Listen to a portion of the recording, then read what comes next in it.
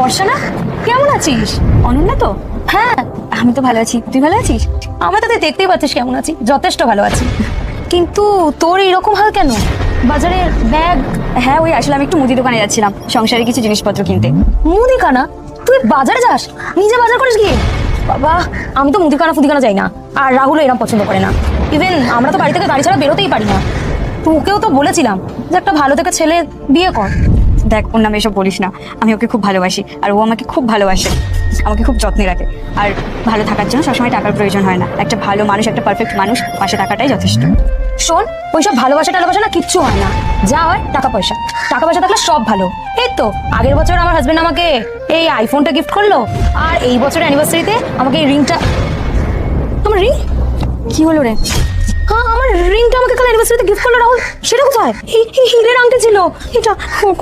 ব্যাগটা দেখ না, ব্যাগেও নেই। কি হলো? এই রাহুল, একটু এদিকে শোনো। কি হয়েছে? তুমি আমাকে যে হিরের আংটিটা গিফট করলে না, আমি সেটা পড়েছিলাম সকালে। এখন ওকে দেখাতে গিয়ে দেখছি হিরের আংটিটা নেই। হাতে নেই মানে? ব্যাগেটাকে দেখো কোথায় রেখেছো। আমি ব্যাগে পকেটে সব জায়গা খুঁজলাম, কোথাও নেই আংটিটা।